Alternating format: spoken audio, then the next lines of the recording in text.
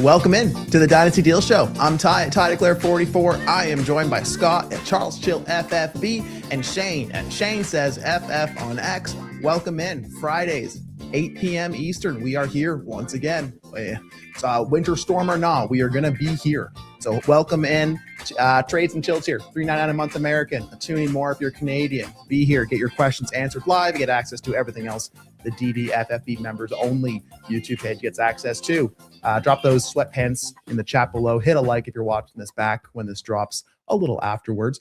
But guys, we have a big show to get to because a lot of things are changing in the NFL. Coaches are being hired. Landscapes are changing. So I want to see if this new lens that we're getting changes how we feel in the trades we're going to talk about. And I have one rule. You hear this little ditty, that means we got to wrap it up and move on to the next one. So, guys, let's start here with Vapad, who's watching a Pistons game tonight. So, congratulations. Hopefully, the team that you want to win wins. Can't join you, but here's a 101 trade he did in a league that Scott commissions. So, Scott, I'll start with you here. It's your league. 12 team, start 12, 2 quarterback, 2 tight ends, small boost to passing yards. It's a 5 touchdown, -1 interception, 0.15 point per carry, 2.25 tight end premium. Send 101, get Dobbins, 111, and a 27 first. This has been the slowest orphan refill he has ever experienced. So, Scott, this is your league. What do you think when you saw this deal go down? Well, it is one of those leagues where, like Vapad style, he has a ton of future picks. Like every pick you can think of, not just first, but you look and you're like, wow, you have the 3, 4, 5, 8, 10, 12, and all the fourths. So he's just grinding and grinding and grinding. Anything usable, he's trading. So he does probably need to kick this pick forward. When I saw this trade, I was a little lukewarm on it. I think he's running into the same issue that he's running into other leagues that he's mentioned on previous shows, where you have too many picks. You have so much capital that you've kind of almost frozen the rest of the league out of the capital market. I'm in a few where it's like these 2 teams have all the picks.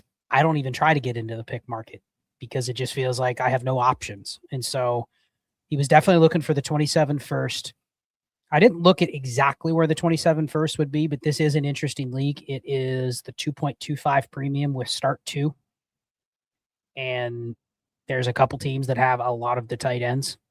And those are the dominant flexes. You can imagine a 2.25. I mean, they're blowing away. Receivers are very devalued here. You only have to start 2. Point per carry, massive tight end premium, and only start 2 receivers. That's where I'm not as impressed with this class, even because even the 104, 105, even the receivers in this class, you're like, you would take Kenyon Sadiq over every receiver. Not even close. If he's just average, he's better than any receiver that's not Puka Nacua or JSN, Jamar Chase. Quarterback, same thing. Any starter worth more than a receiver. So in that case, I like the 111 a little bit more because there's such an expanded pool of what could be there. Could be a running back, could be a tight end, could be another quarterback. So I'm not as bullish on it. It has to be a higher first. And this is probably the deal he had to take. This is one of the few managers with their 27 first on the table. So given that context, given where his team is, it's fine. Could he have waited? Maybe. Could he have waited longer to see, is there a team that's willing to pay a better player and a better pick? Sure, but I'm okay. I'll give it a 6.5 out of 10, Vapad. You didn't smash it, but I totally understand why you did it. 6.5 out of 10. I've been given worse. Shane, most members of the league make you pay a tax just to get a deal done in his experience. His roster's now backup quarterbacks, Dobbins, Najee, Cans, Reek, Ayuk, Tank, Kraft, 111, 201, 25, 26, 28, 29, some late thirds, fourth, 6, 27 first, 3 seconds, an extra fourth, extra 28 second, third, and fourth.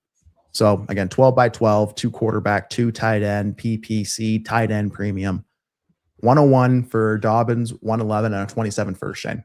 So he's doing this just because his team's ass this year, right? And I'm assuming it's bad.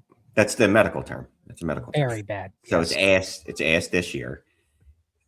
and you don't want a running back on a roster that doesn't deserve it yet, right? You don't want to be the Las Vegas Raiders, Oakland Raiders with Ashton Genty, except this isn't the NFL. So I actually don't even care. Like, if I can get a running back like Jeremiah Love, I'm probably just going to draft him.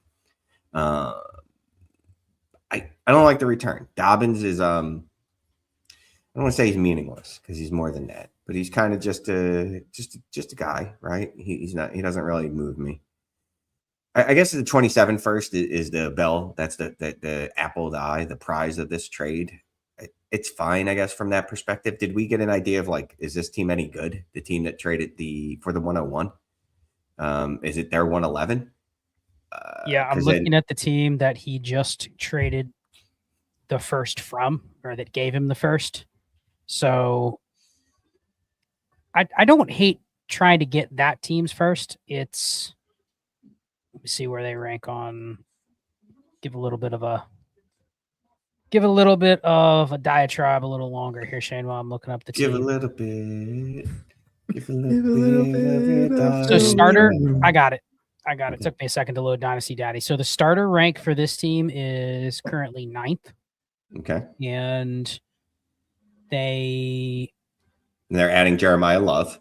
It's starter rank 9th, overall assets 8th. So it's kind of a non-playoff team, but I'm looking at their roster, and here's where this team kind of fails. They do have 3 good quarterbacks, which is a must in this league because it's a 2 QB with pretty decent QB scoring. Like, quarterbacks are hard to get. Like, this is one of those leagues where I'm rolling out Lamar, Dak, and Hurts, and it's hard for me to trade them because, like, people see that I only have 3 and they're like, oh, you'll trade one. And I'm like, yeah, but in a 2 QB, unless you have the right build, you can't move them. This team has a QB room that's nicely built, but their best assets other than that are Amarian Hampton, Ladd McConkey, probably no other top 100 asset besides the 101.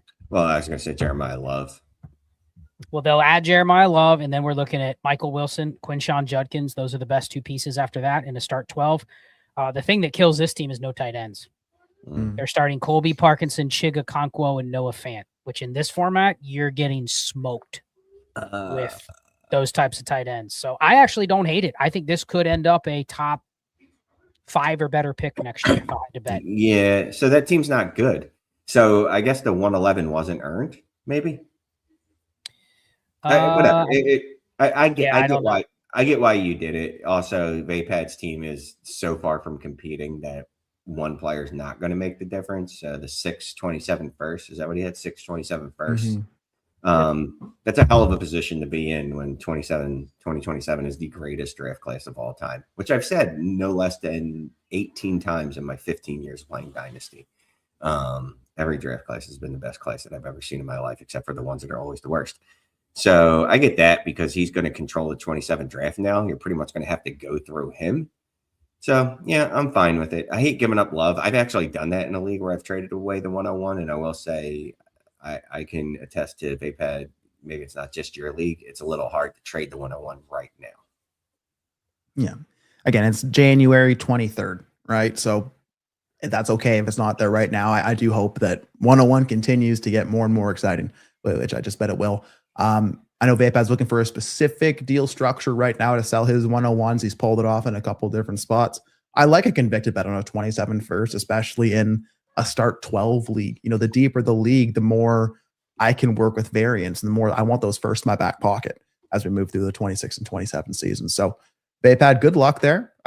Scott, do you think this roster will be viable for your new roster rescue series? Yeah, it would. I mean, that's going to be just a community show that will be on YouTube, but all the submissions are going to come from the community. So I'm just going to go through and kind of give a real high level take on 5 different rosters per show. So yeah, it would be eligible. I think one more thing to consider here before we move on is there is another team that's actually tanked about as hard as Vapad in this league. And so that's another thing is I think he's struggled a little bit more with this is because there's another team doing the same thing. And they have accumulated all the 26 picks, and they've started to accumulate some later picks in 27, but then they also have a little more assets to work with right now. It's been one of those, like, he's not the only tanker. He's not the only grinder. He's not the only one that anytime a running back gets a job, they're spamming. Like, he's He's up against somebody else doing the same thing. That's something to consider if you're going to really strip the team down this far. Absolutely. Let's go to old Mike Conron. 12 team start 9 Superflex, 0.5 PPR, 0.5 tight end premium, 4 -1 quarterback scoring. Traded Ladd and Hendo for Amon-Ra St. Brown. Then traded Burden plus a random 27 first for Justin Jefferson. Traded 201 for Myers. Believe this is the if I'm not 12 by 9. No, it's a pretty shallow league. Shane, I see you moving your head a little bit here. So Ladd and Hendo for Amon-Ra St. Brown in a 12 by 9. Pretty shallow. How do you feel? I love it. I absolutely love it. I think we saw this deal. I know we saw this deal. But what? How can you not love it? You don't love it? No, you're just frozen on the screen. It was funny. Oh, God damn it. Yeah, Ladd and Hendo all day for Amon-Ra. Burden, that's really using the sentiment, the savage score, if you will, that he's gained over the last 4 or 5 weeks of the season in the playoffs to get Jefferson, which that's probably as cheap as you will ever buy Justin Jefferson in your life. Like, I can't imagine you would think you could even get close to that a year ago for Jefferson. 201 for Jacoby Myers is whatever. It's 12 by 9. Myers probably doesn't matter that much, but as like your wide receiver 3, that's probably not bad. Like, he's just completely rebuilt his wide receiver room in one day, and he's got one of the best wide receiver rooms in the league, I bet you, with Amon-Ra and JJ. So I like the deal. Only thing I probably wouldn't have done the 201 for Myers. I probably would have gone running back because it's half PPR, but I don't think that kills you either way. Yeah, agreed. So Scott, 12 by 9, it's very shallow. Right. Well, not, I guess very shallow is a bit of an overstatement, but it's pretty shallow. Ladd and Hendo for Amon-Ra St. Brown, Burden plus a random 27 first for Jefferson, 201 for Myers. Any issues with those buys in this kind of a league format? No, I actually like the 201 for Myers here because you probably 201's a good pick. It could become a starter. It probably has just as likelihood of being a starter as the 109 in this format because it is already a start 9. But I like the fact that you basically traded 4 quality assets for 2. But then you turned kind of like a half an asset with the 201 into something that if you need to use, you can. So this ends up being like a 5 for 3. But when you put all the pieces together and then you factor in like what I was going to try to do with the 201 anyway was just consolidated into something. It's almost like you threw it into one of these deals to do a 5 for 3, which so it doesn't matter if it was a 1-for-1 trade on the surface because you probably like your lineup and your first couple guys off the bench now after you did these 2 or 3 deals. Yeah. So the team's now Dart, Willis, any quarterback on a 2 deep. You got White, JK, Cans, Amon-Ra, JJ, Myers, Reed, Gadsden, Andrews, 101, 427 first, 527 seconds. It's a 24-man roster.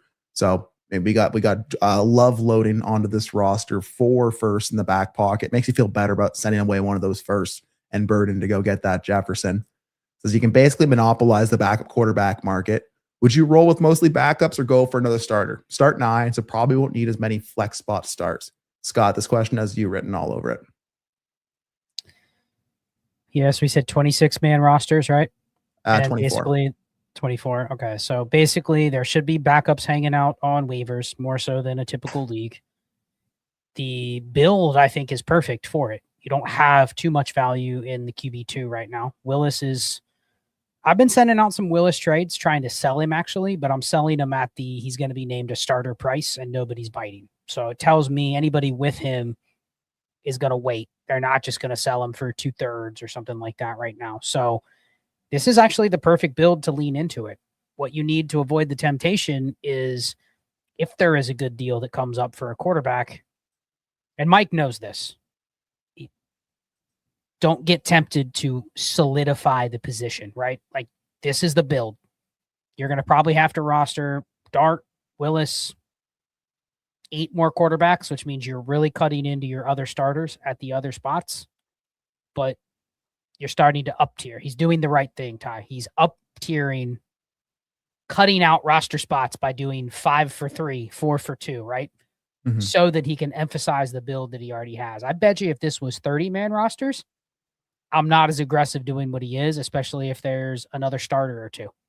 Like if this was a 12 by 11, 30-man rosters, I'm not as apt to make 3 deals like he did before. But here, because the roster crunch actually benefits him a little bit here by being able to lean into his quarterback on a 2-deep build, I like this. Actually like it more now that I see that context. So I would not. The up tier at quarterback is like, I'm going with Jackson Dart and I'm going and getting Josh Allen. Like, there's really not any other moves. Or can I move Malik Willis for a better QB? But I'm guessing not. Like, if Willis starts, I probably want him in the top, 15, 20? He's already in the QB2 range. He's going to be that Justin Fields type of deal, right? Where it's like, if he starts, he's probably going to be a high-end fantasy asset. Now, will he be good? I don't know. But he also looked a lot better in his 4 games started than Justin Fields ever looked. It's pretty cool that you get to do a consolidation trade. You don't often get to do those anymore nowadays. People don't let you get away with those, especially in a 12-by-9.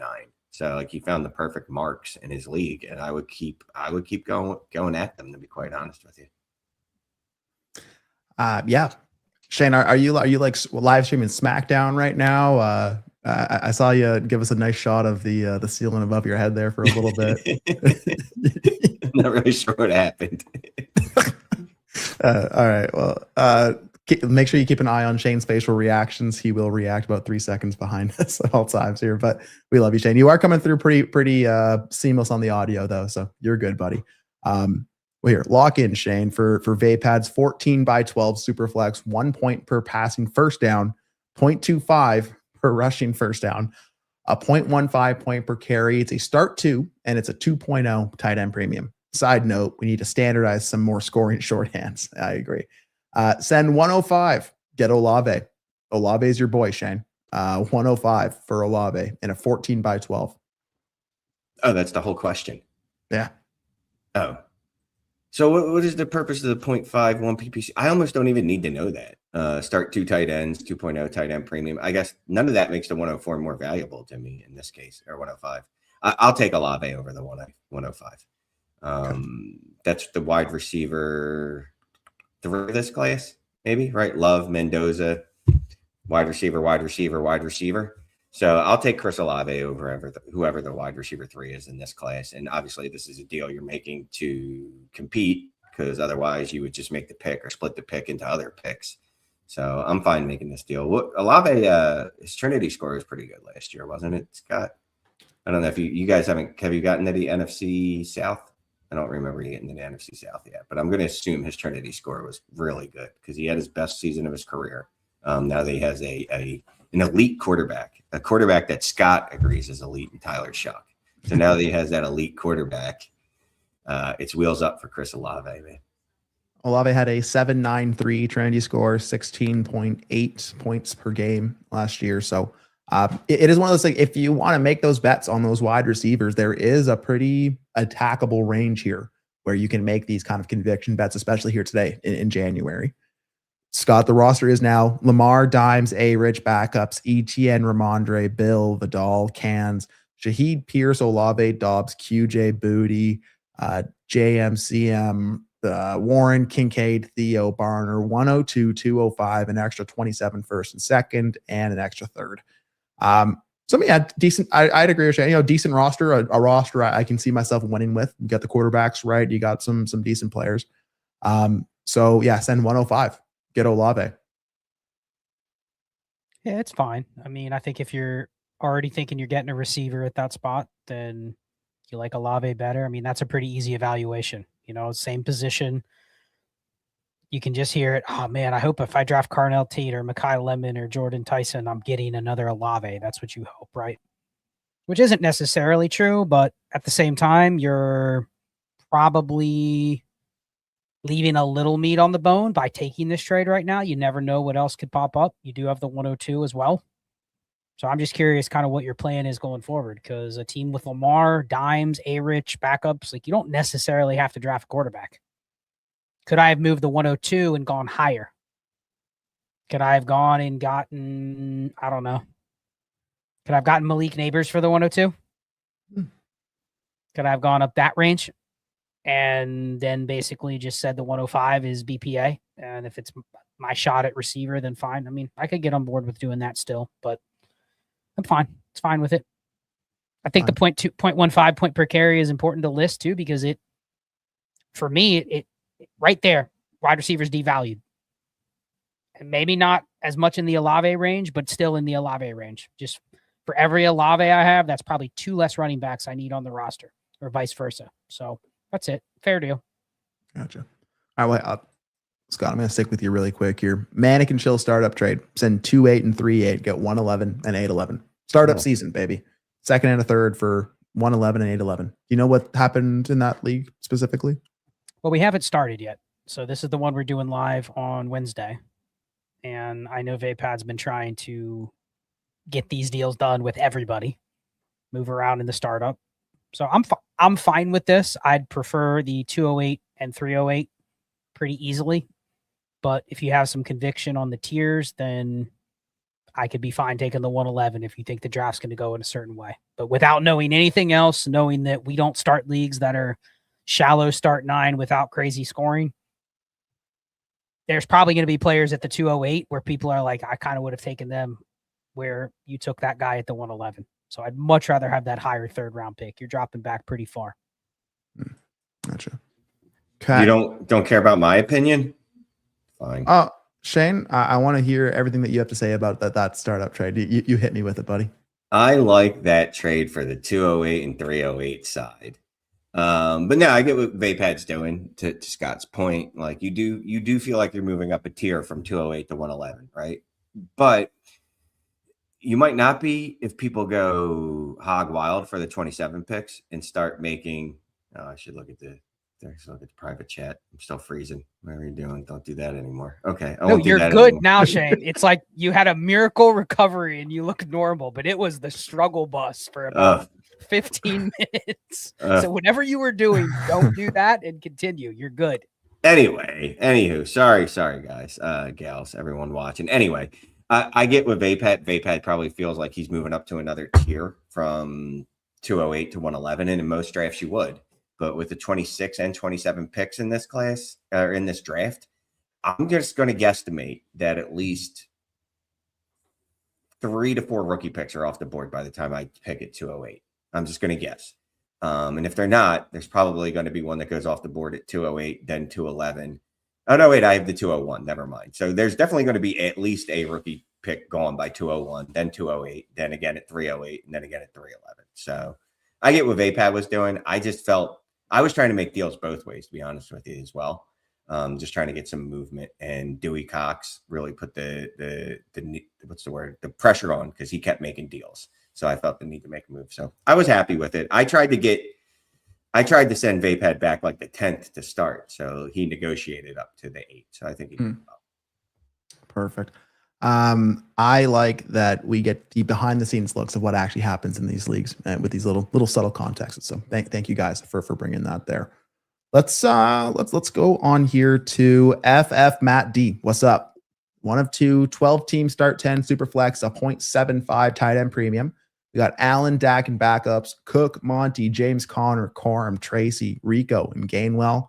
We got Chase, London, Washington, Reek, Trey Harris, and Ferguson at tight end. No 26 picks. We got 2 trades. The first, trade an extra 27 first and Pickens for Chase. Then traded Ibuka, McCarthy, and the 310 for the 101. Thought Chase trade was a smash, but not sure how I feel about the second one. I don't see anything else specifically about anything else about the trade. So I'll bring up the team again here, Scott. So we got a 27 first and Pickens for Chase. And then we got Ibuka, McCarthy, and the 301 for 101. Talk to me. First deal is really interesting. Anybody that caught the NFC South Trinity that we did, or NFC East Trinity that we did, we talked about Pickens as he's risky. Very risky, because we already know he's volatile. We already know that the Cowboys are not good at getting ahead of contracts. It feels like they're headed for a collision course with the franchise tag, and he's a wild card. How he's going to respond to that? Probably not, oh, I'll just play out the year and everything will be great, and then they'll pay me next year. So I do think it gets ugly.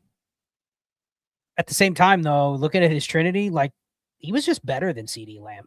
He took a lot of what CeeDee Lamb thrived on and did that and did more.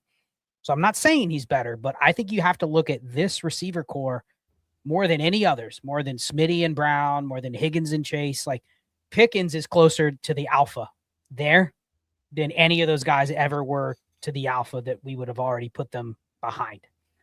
So you could arbitrage an elite outcome for Chase that he's had basically every year except for one of his career. Pickens is one of the better bets at the current market to get there. And you're getting the 27 first. He's just a very, you have to kind of plug your nose and just lean into it. But if you're right, you could end up with a guy that's right there, is a top 8 better receiver himself, and you're getting the 27 first. So I like that gamble if you're willing to stomach the Pickens risk. The second deal, I mean, I don't see any problem with that, especially if you think Igbuka's a little overvalued. I mean, what is JJ McCarthy and the 310 getting thrown in, Shane? Does that bother you at all? Like, how much I love JJ McCarthy, so that would be be hard to move on from him. And that 303, that could be, I could not even legitimately name who you're drafting at the 303 right now. 310 even, Shane. Oh, 310. Yeah, there's less of a chance. I have no idea who's going to be available at the 310. I couldn't name one person. Like if you just made up a name right now, I would believe you. Yeah, so I don't care about the 303. I will say JJ McCarthy, you're probably moving him at his lowest value, but I don't really know that it matters for you on this roster, to be quite honest with you. And it's not like you're taking a huge L. So I'm fine with that move.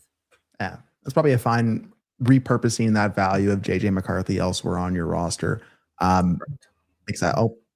Shane started the a mock draft on ddfantasyfootball.com middle of the show here, and I'm now on the clock. So got 30 seconds to select Makai Lemon. Let's just get that out of the way.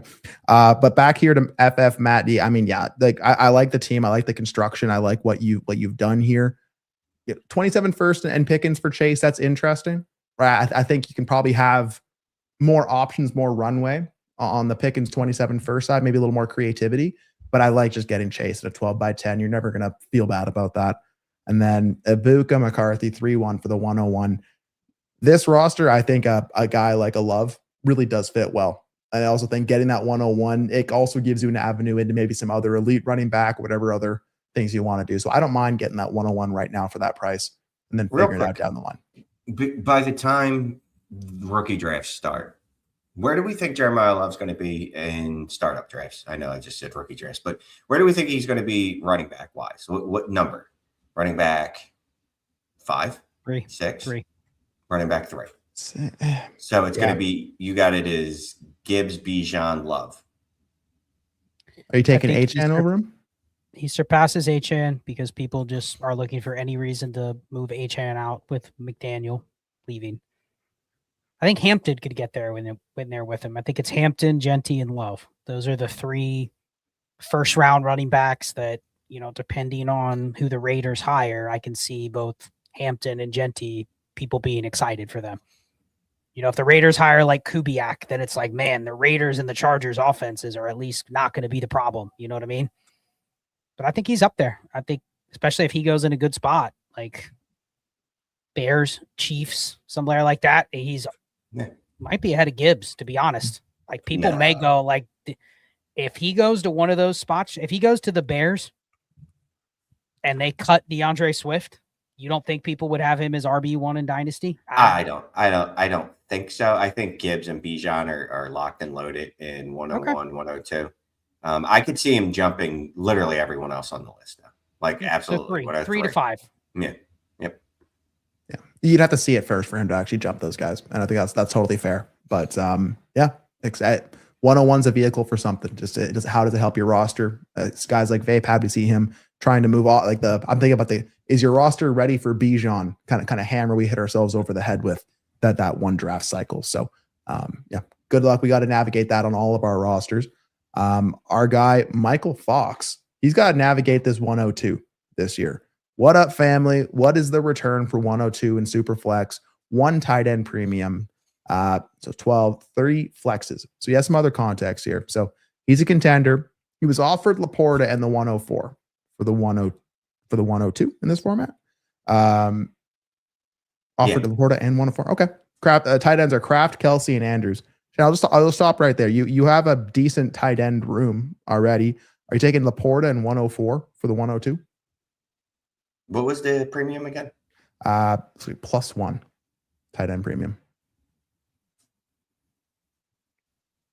No. I'm thinking.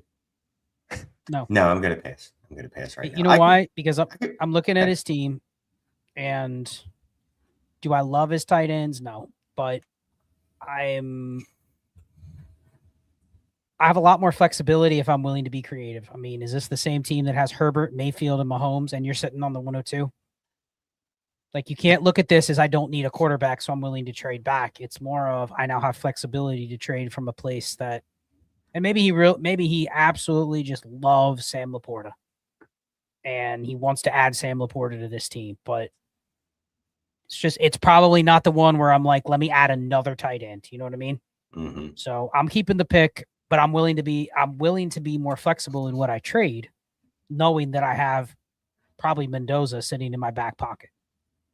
So I don't have to do this trade unless he's just saying I don't want to have to draft a quarterback. But maybe you circle back to it, but I'm just passing for now. Which is fine. But if you don't want to draft a quarterback, cool. But like to Ty's point earlier, it's January. So we don't have to move picks right at this moment. Like we've got some time to sit on them. If we don't like the deal, you don't have to take the deal. You've got plenty of time to work through that. And is this okay? So I didn't see the scoring. Is this a 2 PPR? Yeah. I'm assuming it's 2 PPR. Okay. Yeah. Okay. Then that's why that's why he's even considering it. Is because Laporta with Drew Petzing, as we talked about on the drive this morning, has already surpassed Trey McBride. That's a joke, people. Just a joke. But, with Drew Petzing there, the hype and expectations on our friend Laporta are probably going to be pretty high.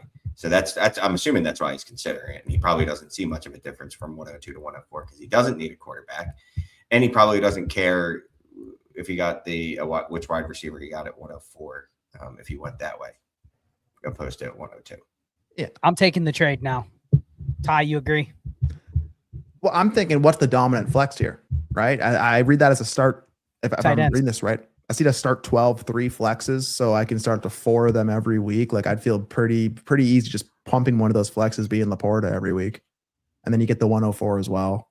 I mean, we talked about it today, and what was it in the community chat, right? Like there's a real reality where you're sitting there at 104, and you're happy that the people in front of you made the choices for you, and you just end up with like the better player as long as you have that top 4 pick. So I don't mind the idea, but here, let me ask you this. Let me ask you this. So I get the biggest part of the deal is that you also get the 104 back, right? But what pick does the guy with Fannin have, or girl? What pick does the person with Rondé Gadsden have? I'd also look there too, because I think both of those guys are above Laporta, even though Laporta has the Trey McBride maker coming to him. I think the only problem is that the only team that's offering you a better deal is the team probably at the 103.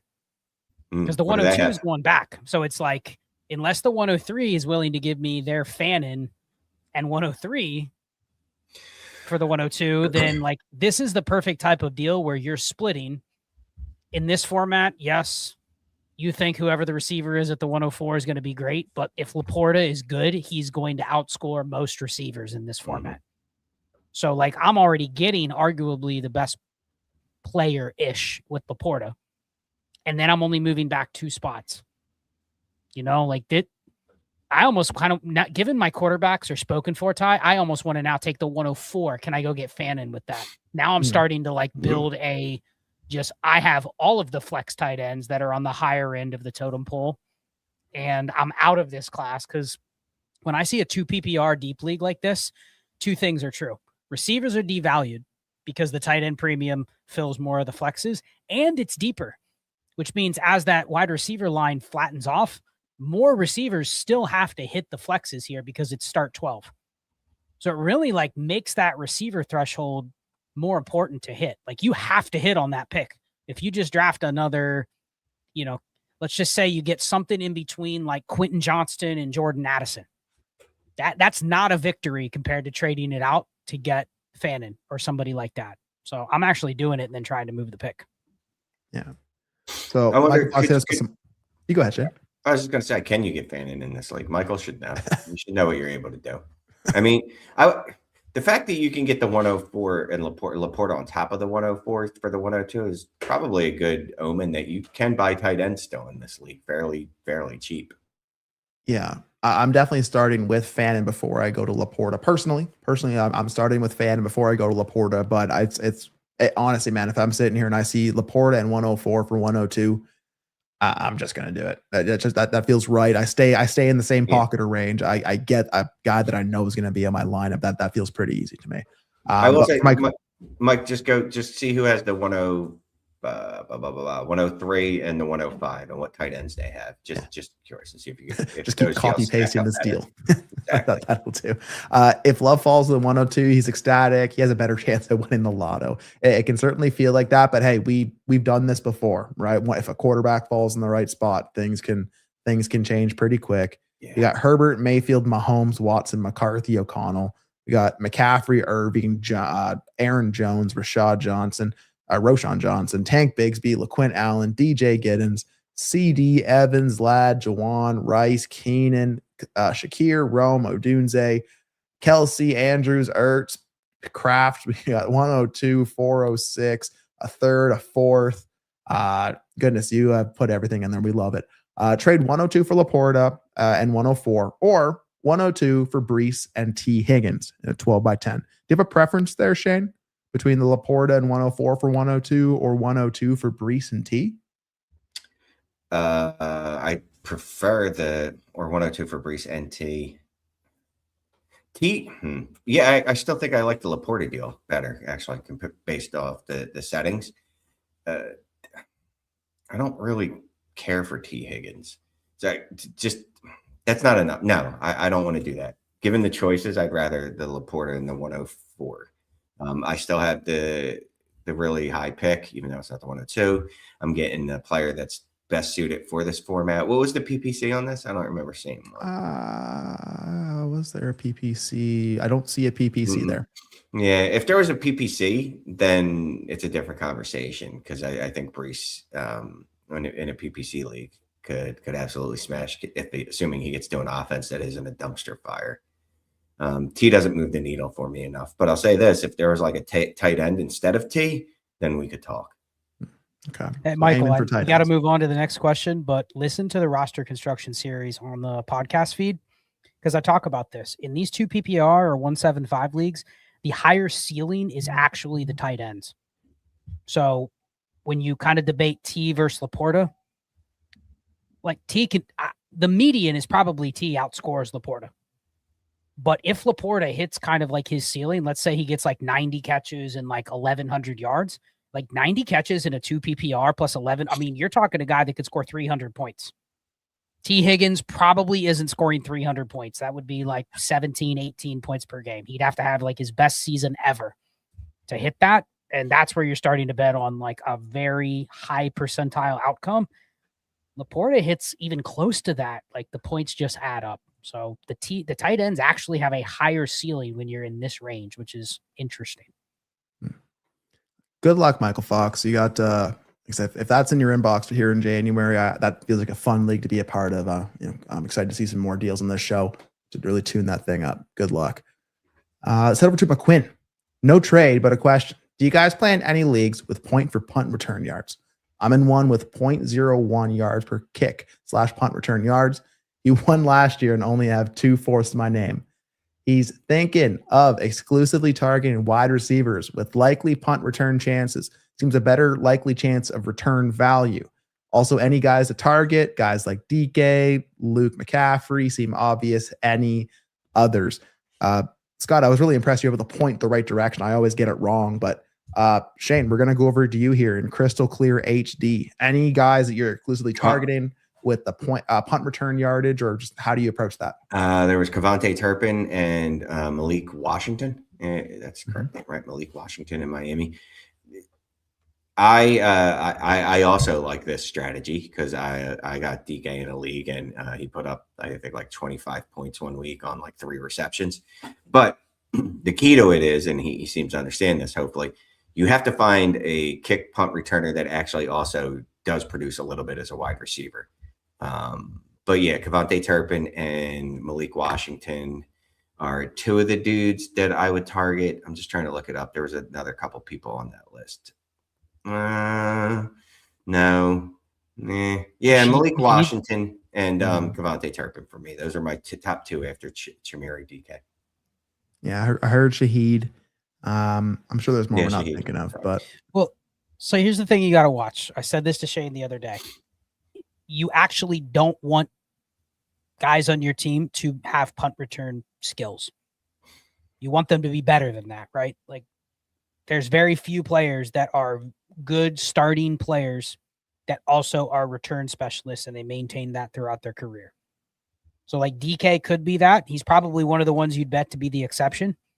But remember, was it 2 years ago? Marvin Mims was a whiz at kick returns. And then they said, well, we don't want him. We want him to be a real receiver. Now, maybe he has to go back to kick returns because he's probably like the wide receiver 4 on the Broncos at best.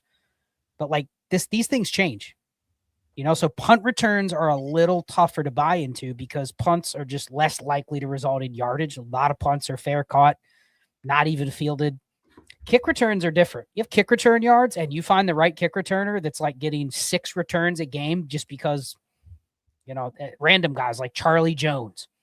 Like he's just back there. He's not even good, but he's getting 120 kick return yards a game because you have to return kicks now at a pretty high rate. So Miles Price. Punt returns, if it's punt returns, you got to be a little more specific. And I don't know if year to year I can just say, I know the punt returner that's going to be good is this. So just keep that in mind. But I think he understands that, right? Because he talked about the fact that he has is fourths. So he understands like these are, you're not paying 100%. A lot. Yeah, you're not paying a lot, but you're going to have to keep doing it. It's not like, you add Jamar Chase to your roster and you go, good, I'm set for 4 years as my wide receiver 1. You can't really do that with these guys. Yeah, because they also can lose their jobs on the team. If someone comes along that's better as the wide receiver 4 on that roster and they're adequate enough as the kick returner, you know what I mean? Like they'll live with that. And that dude could just lose his job if his main skill is the kick returner and he's just okay beyond, he'd be behind the wide receiver 4 on the roster. Yeah. My mind goes more towards like best ball darts. I want to try to choose the guys that are going to have that opportunity. That opens the pool of dart throws that I can choose. If I'm actively choosing to start someone because of their punt return usage, I'm probably playing from a weakness if we're being honest with ourselves. Right. So that's the thing. But I've been in leagues also where that scoring does matter. And if you just put a guy in there that has kick return usage, you're going to have big benefits. So know your league, make your bets smartly, but I wouldn't change my entire philosophy just for 0.1 punt return yards. No, but it's as simple as, dude, like just going into the scoring last year and you filter by, average points per game. You look at wide receiver and you're like, oh, Chimere DK is the 5th wide receiver. Let me make a move for him.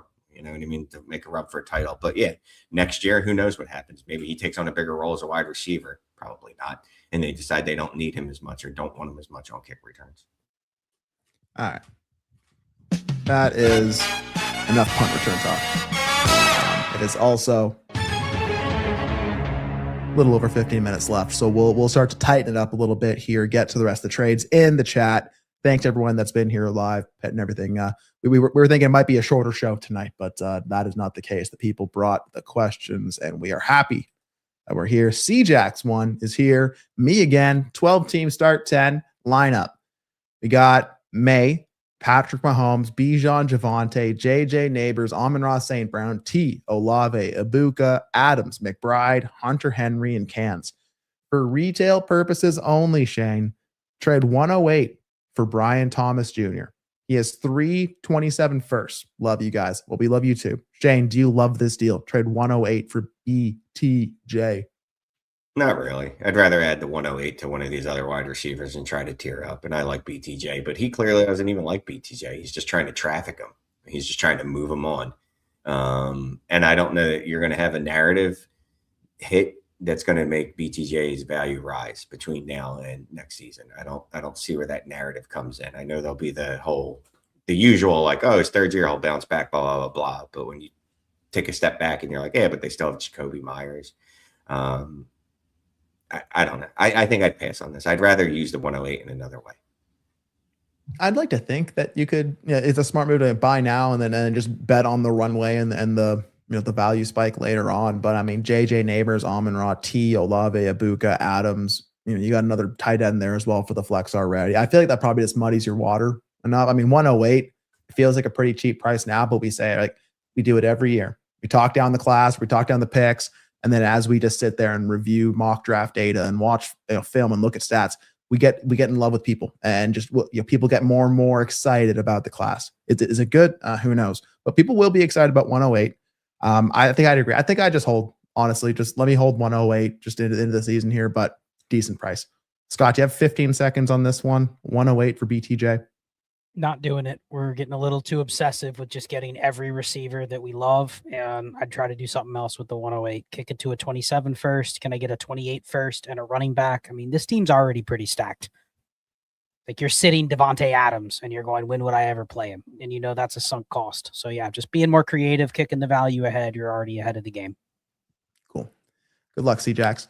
Mr. Jordan Jackson. 12 teams, start 9, Superflex PPR. He sent 110 for Kenny Walker. So Scott on a team, Allen, Joey Burrow, Dart, Willis, Rogers, Bijan, Kenny Walker now with AK, Connor, Carter, Spears, Vidal, and Manungai. CD, London, Godwin, and Ibuka, Parker, Pop Douglas, Watson, Kincaid, and Henry. He also has 101 and 107. So send 110 for Kenny Walker on this 12-by-9 team, Scott. Yep, I'm fine doing it, especially because you have it protected with 2 higher picks. You kind of control the running back part of the draft too by getting Love. So this is just a wild card. This is an investment that, if Walker leaves, I think there's more chance that he stays now with Charbonnet's injury. But even if he leaves, you have a pick that could become more flexible than the 110. The 110 could get more flexible, but I think the Walker asset could maybe do more for you. And worst case scenario, he's your RB3. And that's fine. Like, I like the build here.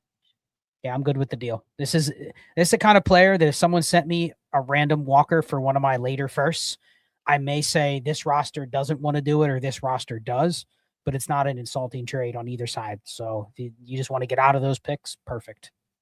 Yeah. The fact that you were able to sell your lowest pick for the Kenny Walker, you didn't have to go over to 1.7 or anything like that. I like that a lot. I also feel getting Kenny Walker probably helps you early season, especially. And yeah, I agree with the Charbonnet news. We probably have to put a bit of a different lens on Kenny Walker here, at least for the immediate future. So we like that one, Mr. Jordan Jackson. Taylor Made, 12 team start 10, Superflex PPR, 0.5 tight end premium. May, Burrow, Shuck, Hampton, Cook, Judkins, Scattaboo, any running back on a 53. Neighbors, London, Tet, Burden, Hunter, Mike Wilson. We got Gadsden and Jake Ferguson and 327 first, Shane. You got offered Puka for Tedderore, McMillan, Judkins, and a 27 second. He traded away all of his 26 picks in this draft, but he has 327 first. Do I lose too much depth with this trade? Do you care about depth a lot in a 12-by-10, Shane, and trading Puka or getting Puka for Ted Aurora, Judkins, and a 27 second? I care about depth a little bit, not enough to let me pass on Puka. I've talked about it last year. I still think Puka's the wide receiver 1. He's the best wide receiver in the NFL, and I think was he wide receiver 2 behind JSN last year? The neck and neck. Yeah. I mean, I would do this deal for Puka. I would do it for JSN. But there's probably only 2. But yeah, I would do that. I would do it. It's a lot. You're paying the iron price. You're paying up for him. But I think you're fine with that. You have 327 first, so you can backfill if you need to with the best picks available. Like, they're obviously more valuable than 26 first. So I'm doing it because I'm fine if I need to backfill with the other picks. Yeah. This team has a ton of assets with sex appeal. So you're not locking yourself in a corner here at all. You're just up tiering to the top of the ladder. So I don't hate that at all. Scott, TaylorMade also has another one here for us. So a 12-by-10 Superflex PPR, 0.75 tight end premium. We got Bo Nix, JJ McCarthy. We got K9, Javonte, Chuba, Brian Robinson. We got Burden, Hunter, Dobbs, Bryant, Booty, and we got Fannin and Helm. 101, 102, 105, 108, 26, 27, and 4 27 firsts. My 3 top 5 picks, I've decided to keep and take Love, Mendoza, and any of the top 3 wide receivers. Would you trade the rest of the 26 picks, 108 in seconds for players? One thing I'd say, let's not get attached to names just yet. Stay as liquid as you can because you have those picks. Once you make the pick, then that is what it is. But Scott, are you just open to really trading anything after a certain point in this draft? Yeah, I mean, the team has a foundation of, let's say you do get immediate smash production from Love, and then Mendoza is at least a platoon for this year with McCarthy. Like you don't have a bad enough team where you're like, okay, I don't have a chance. I'm just kind of punting for next year, but you're already set up for next year at the same time. So go back literally. We've talked about this for 3 weeks now, probably, where people are wondering, what do I do with all these firsts that I'm not sure what they're going to be? I mean, we've had a couple questions tonight. What's the 110 worth? What's the 111 worth? 108's just a little bit higher on that tier. But if you can trade it for something that you're thinking upgrades you next year, I have no problem with doing that. I would aim for the 108 to probably go to, maybe it's not just I take any 27 first right now because you've already got 4, which means that market's probably pretty slim. Can I go to, and think about this, because you have 4, it's going to be harder to get the other 8. So can you take the 108 and the 207 and go to one of these teams that kind of is on the fence about trading it, but you could get them to trade it by quote unquote, like the fake overpay, right? Giving them an extra pick in there and seeing if they'll do it. Then you're out of that business. Your team is probably closer to punting next year than contending, but how many times do we see a team that you don't think is going to win and then it's 500 and you're like, wow, I can make the playoffs and now I have 527 first. I'm going the other way midseason. So I'd slow play it, but probably 108 in those seconds are where I'm targeting a specific manager or two trying to get their 27. I don't mind that at all. Yeah, it feels like, that one, especially as you add things like tight end premium, little wrinkles to the scoring. 106 feels fine. I'm open to moving the picks, but again, it's not something I have to do today. So I don't feel like I have to get this 108, 109 out of my pocket, right? Like I will wait for the right opportunity. I will wait for the Senior Bowl. I'll wait for the combine because people will get excited. People will have their preference. So yeah, I'm not in a hurry, but yes, I would definitely move those in the right deals. So just put offers in inboxes of what you would do, and best of luck. Question for either one of you here. Is the draft next Wednesday going to be live for everyone to see and watch? Both 26 and 27 picks in the startup?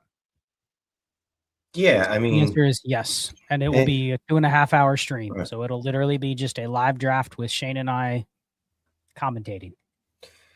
If you want to Venmo me and send me money just to watch me, we can work something else out. You don't need to do the draft. But no, the draft will be live streaming. 26, 27 picks. We'll probably I'm going to guess we'll get through 4 rounds. And I would guess you will see, let me do math. That's 48 picks. I'm going to guess you see 7 rookie picks off the board. That's my guess, my estimate. Speaking of paying to get things done, I opened a Cameo account thinking I could do like a fantasy football Cameo thing. Immediately someone DM'd me asking me for feet picks. So might not be the median for me, but How did that pay? How did that pay? Did it pay well? He paid me $2.99 US to DM me to ask me for the feet picks. So who knows what would have came from that? Oh, yeah. So yeah, money making opportunities abound here. Dynasty Edge HQ, 10 team start 10, 2.0 tight end premium. Allen Jackson, Bijan, JT, Javonte, Judkins, Lamb, McMillan, Pickens, Garrett Wilson, Kelsey Andrews. Want to make a move for McBride or Loveland? He has his 27 first and second, only thirds in 26 and 28. Any thoughts on a move or just stay put? Shane says, thanks guys for the content. Love all you do. We love you too, buddy. 10 team start 10, 2.0. We want to go and get Loveland, McBride. We got our own 27 first and second. We got thirds in 26 and 28. What are you doing here? Well, if you want McBride or Loveland, 2.0 tight end premium, you're probably going to have to be okay with giving up Judkins, Lamb, McMillan, and Pickens, and maybe some combination of those guys. Like in this league, you might have to trade Lamb to get Loveland. To get McBride, you'd probably need to give up Bijan. I don't know if I would do that. Would you do that, Scott? I feel like we talked about McBride earlier today. And there was some running back like that, but I mean, just the theory here is it's a 10 by 10, so it's shallow. Mm-hmm. You have the quarterback advantage already. You already have a running back advantage with Bijan and JT. So, like, you're already kind of, like, hammered up at both of those spots. The excess is receiver. I mean, this is the spot where you don't need Lamb and Pickens. You don't need Garrett Wilson. You don't need Tet McMillan, who I'm not even sure is, even a top 12 receiver going forward because he's just not in a great situation. So I'm basically saying I'll give you Judkins.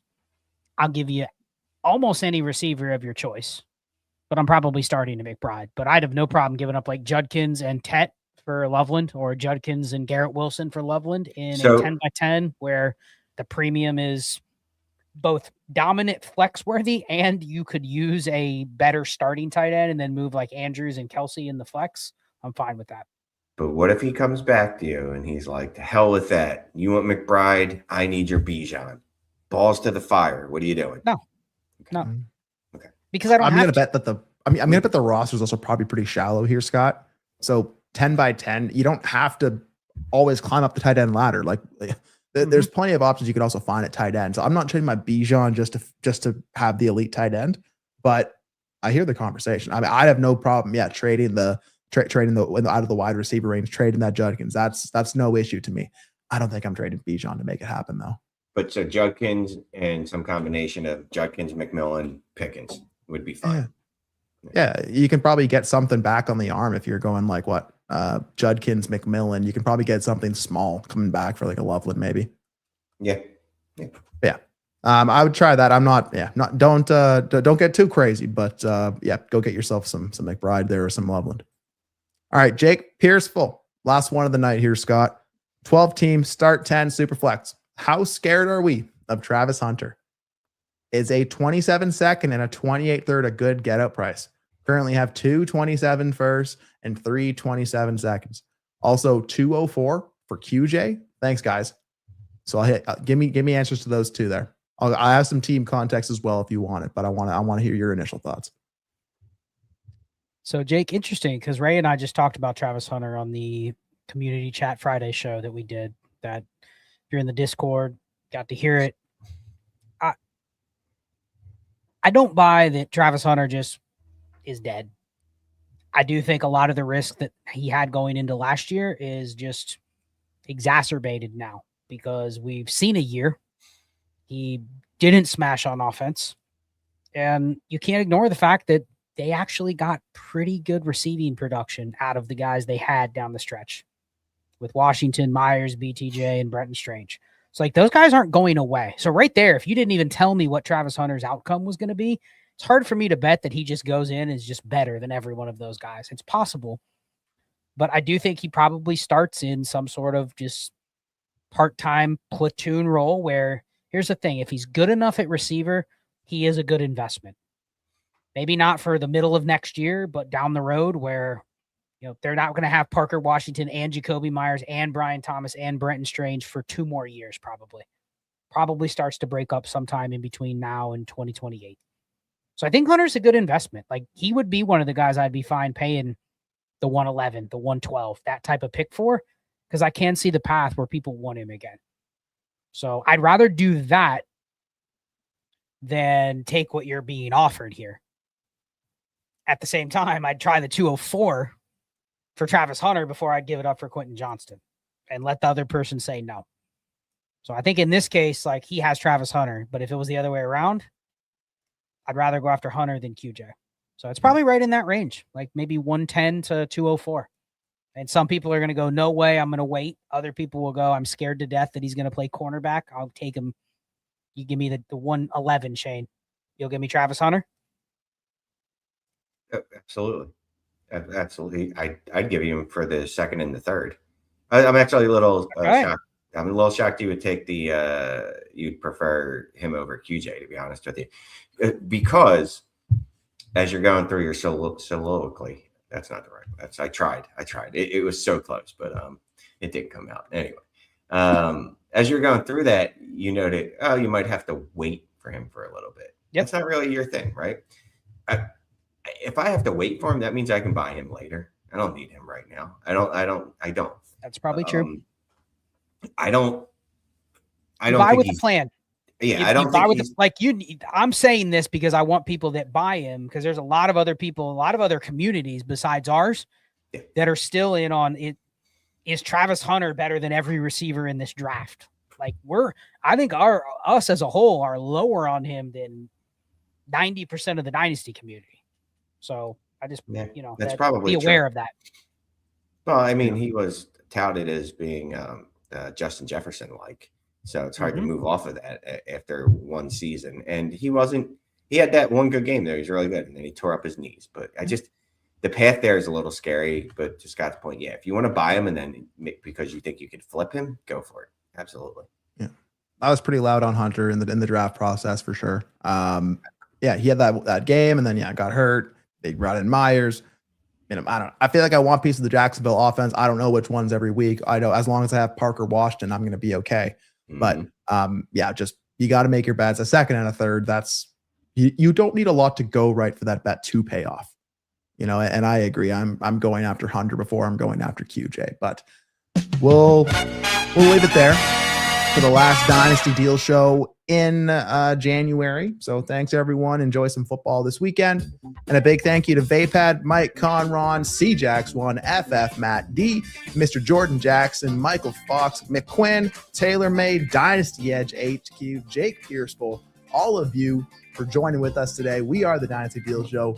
We love y'all. We will see you next week. Stay warm. And we added this thing. Peace.